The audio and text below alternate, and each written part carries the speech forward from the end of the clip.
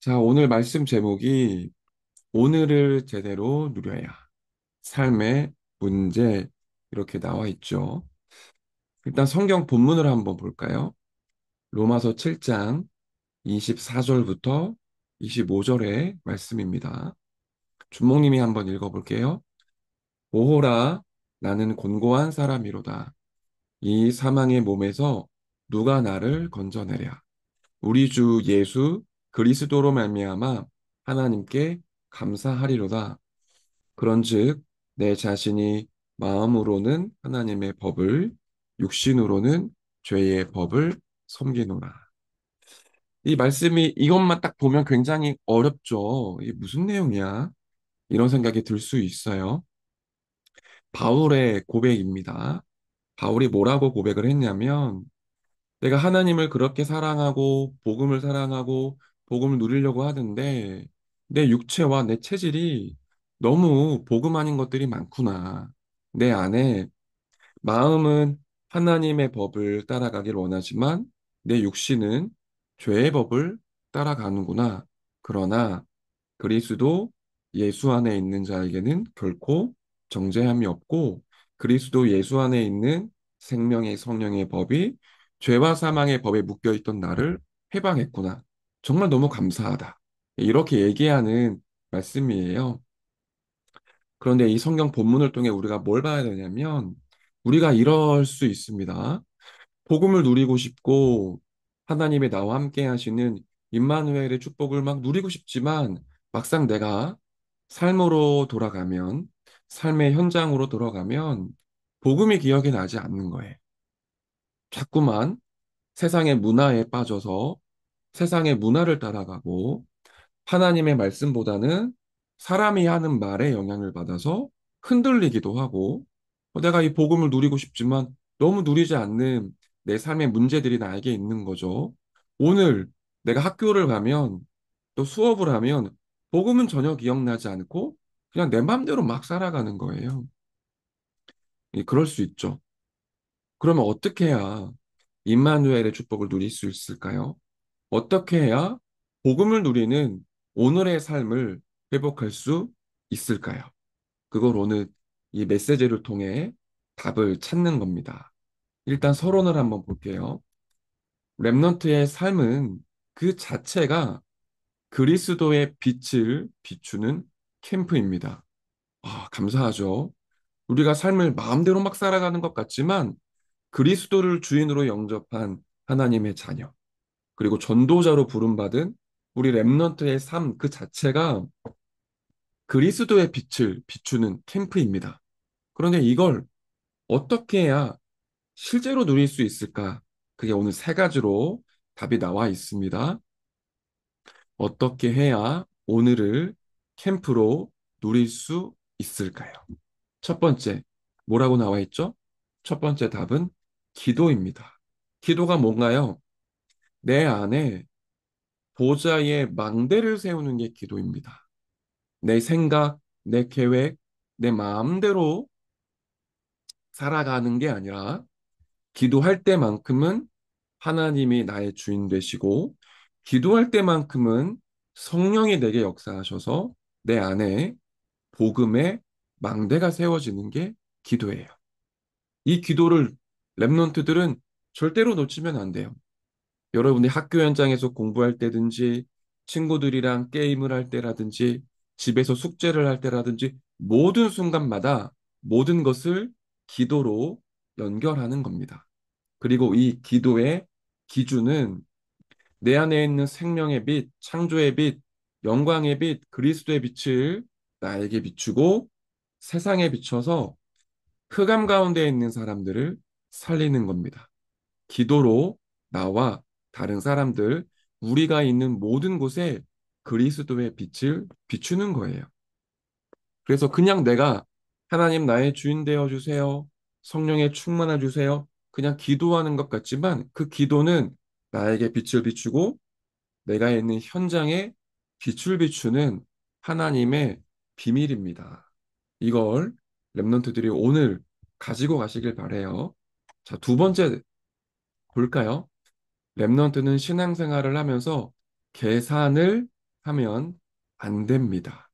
계산이라는 건 하나님이 약속하신 말씀을 믿지 않고 내 생각으로 상황을 보면서 자꾸 저울질을 하는 거예요.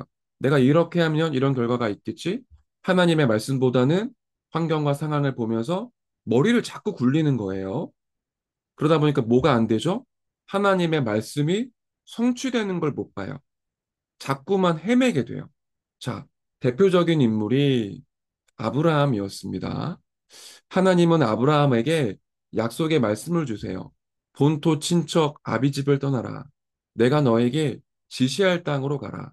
내가 너와 너의 후손을 통해 천하 만민이 복을 받게 하겠다.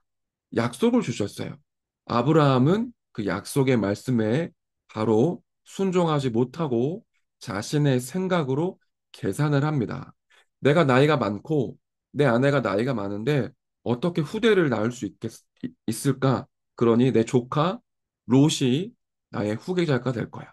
그리고는 나오기는 나오는데 롯을 데리고 나오죠. 그 자체가 하나님의 말씀을 믿지 않고 계산을 했던 불신앙이었어요. 후손에 대해서 주신 언약도 불가능하다고 생각을 했죠. 언약 앞에서 계산을 하면 길을 헤매게 됩니다. 아브라함이 언약 앞에 순종하리라고 결단했을 때 하나님과의 관계가 회복이 됐습니다. 렘넌트들도 마찬가지예요. 하나님이 분명히 말씀을 통해 약속을 하셨는데 그건 안 믿는 거예요. 말씀은 안 붙잡아. 그런데 사람들의 말, 내 생각, 눈앞에 있는 현실만 보고 자꾸만 이 문제를 해결하려고 몸부림을 치면 절대로 하나님의 역사를 볼 수가 없습니다.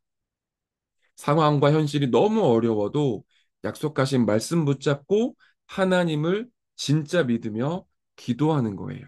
그게 내 안에 망대가 되고 체질이 되어야 됩니다.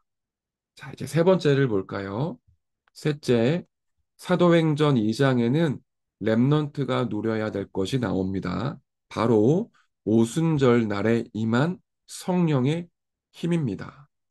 내 힘을 가지고 공부하고 내 힘을 가지고 친구들이랑 관계를 회복하려고 하고 우리는 그렇지 않아요. 우리의 힘의 근원은 성령 충만입니다. 우리가 무슨 일을 하든지 모든 것이 성령의 힘을 통해 이루어지고 시작되는 거예요. 그래서 우리가 바라보고 기도할 건 성령 충만이에요. 여러분이 기도할 때마다 하나님, 나에게 성령 충만 주세요. 그 성령 충만을 통해 공부가 되고 친구들이랑 관계가 회복되고 모든 삶이 이루어지게 해주세요. 그렇게 기도하는 겁니다. 여기서 다섯 가지의 힘이 나오는 거예요.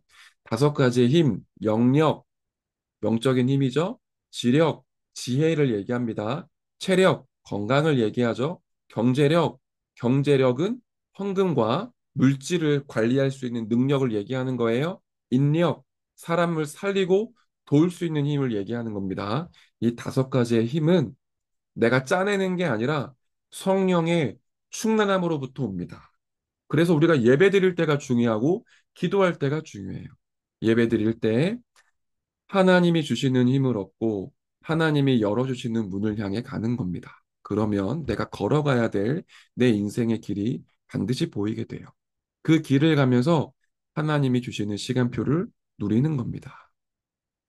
성령 충만을 여러분을 두고 기도하시고요. 예배 드릴 때, 기도할 때마다 확인해 보세요. 자, 결론을 볼까요? 렘넌트는 오늘의 삶이 나와 다른 사람을 살리는 캠프가 되도록 도전해 보시길 바래요. 기도를 통해 내 안에 빛을 비추고, 기도를 통해 계산하지 않고 약속하신 말씀을 누리고, 기도를 통해 성령 충만을 받는 겁니다. 그리고 내게 임한 이 빛을 내가 가는 모든 현장에 비추는 파수꾼으로 캠프의 축복 누리는 겁니다. 다시 말하면 오늘 말씀의 키는 뭐죠? 기도입니다. 오늘을 살리고 삶을 살리는 기도의 축복을 모든 렘넌트들이 회복하길 바래요. 자, 마지막으로 언약 기도 함께 하고 말씀 마치도록 할게요. 같이 기도하도록 합시다.